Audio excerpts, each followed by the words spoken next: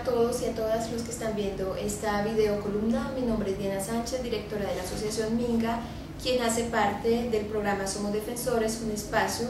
que hace un seguimiento sistemático a las agresiones a defensores, defensoras y líderes sociales en el país sobre las agresiones que sufren. Para el primer semestre del 2012, el sistema de información registra un total de al menos 163 agresiones contra líderes, defensoras y defensores de derechos humanos, de los cuales 120 fueron hombres y 43 fueron mujeres. Esta cifra sigue siendo preocupante, como ya lo dijimos, porque mantiene una tendencia creciente en el número frente a los años anteriores. De estas cifras generales de agresiones, de casos documentados, es importante resaltarlo porque estos casos son completamente documentados con sitio, lugar, nombre y posible y presunto responsable. De estas cifras encontramos que el 50% fueron amenazas, el 18% fueron asesinatos, el 18% fueron atentados, el 10% fueron detenciones arbitrarias y el 2% desapariciones.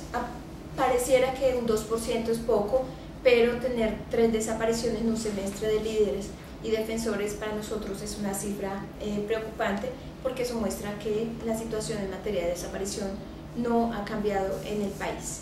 De estas cifras tenemos como presuntos responsables el 44% aparecen como desconocidos, el 26% como grupos paramilitares, el 17% como fuerza pública, que pueden ser ejército, policía, SIJIN,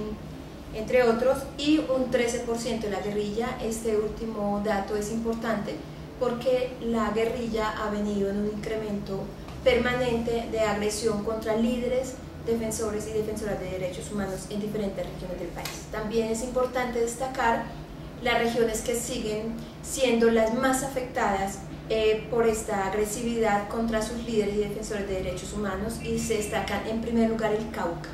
en segundo Nariño, Valle del Cauca, Santander, norte de Santander, Risaralda y pues Putumayo, y bueno, en fin. Pero nos preocupa porque estas regiones, algunas habían bajado en años anteriores como los Santanderes, otras se mantienen altísimas como es el Cauca, y creo que el Cauca merece una atención especial, porque este informe, que es del primer semestre, y el corte de casos documentados sobre agresiones se hizo el 30 de junio, ya era un indicador, ya es un indicador este informe a esta fecha de la cantidad de agresiones contra líderes y defensores. Una muestra de ella es que de ese 18% de agresiones correspondieron a asesinatos. En términos reales, 18% son 29 asesinatos. De esos asesinatos, 13 correspondieron a líderes y defensores indígenas, y de esos 13, 8 pertenecieron al Cauca y especialmente a la comunidad Nasa. ¿Eso qué quiere decir? Que antes de que reventara esta crisis actual del norte del Cauca, de Toribío, de Jambaló, de Caloto, etc., especialmente por la resistencia de una comunidad como el pueblo Nasa, cansado de la guerra, de la agresión, ya se sabía que este era el pueblo más afectado por los asesinatos, por los diferentes actores armados. Y bueno, ahí están los resultados de este incremento permanente de agresiones contra líderes y defensores de derechos humanos. Además de mostrar las cifras en porcentajes y números reales, también es clave hablar de algunas reflexiones y preocupaciones que nos quedan luego de leer en su integralidad estos números. En primer lugar, que las agresiones este primer semestre del 2012 se incrementaron en un 12% frente al primer semestre de 2011, lo cual es un indicador, y sobre todo si tenemos en cuenta que en el último medio año, el gobierno, a través del Ministerio del Interior y la creación de la Unidad Nacional de Protección, ha generado, obviamente, ha implementado una operatividad, digámoslo así, para que lo que ha salido de normatividad, de lo cual ya he hablado anteriormente, sirva para proteger de mejor manera o más eficiente o más eficazmente a los líderes, pero las cifras siguen siendo preocupantes.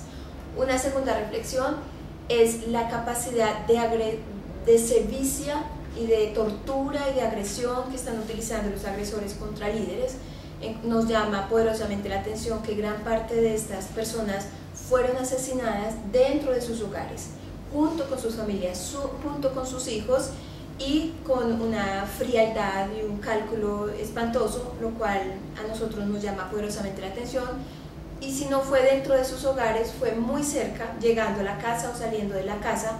lo cual es un indicador de que los actores armados están muy cerca del lugar de vivencia o de la cotidianidad de los líderes y defensores, y eso muestra una orfandad y una soledad por parte del Estado y de los gobiernos, que saben que hay unos líderes importantes, destacados, y que sencillamente hay una ausencia total de las autoridades que tienen que proteger, y los autores materiales e intelectuales de estas agresiones y de estos asesinatos pues no tienen ningún problema en entrar a sus casas y asesinarlos delante de toda su familia. ¿Por qué le hemos llamado al informe del primer semestre del 2012 sobre agresiones a defensores, defensoras y líderes sociales en Colombia un camino solitario? Porque justamente los líderes, defensores, hombres y mujeres que laboran en la defensa de los derechos humanos de sus comunidades en zonas rurales, en zonas apartadas, viven en un camino absolutamente solitario en su labor, porque no tienen el apoyo de las autoridades, porque no tienen el reconocimiento de las autoridades, porque no tienen la legitimidad que merecen en una democracia, y además por su labor son asesinados, son atentados, son agredidos de diferente manera, y sus familias quedan también completamente huérfanas, y a pesar de ello el gobierno insiste en presentar ante la comunidad internacional cómo ha mejorado la situación aquí en Colombia, cómo están siendo protegidos y cómo están en un ambiente mejor, lo cual contradice claramente la situación que están viviendo estas personas tan importantes para la sociedad colombiana. Por eso llamamos la atención a la opinión pública general,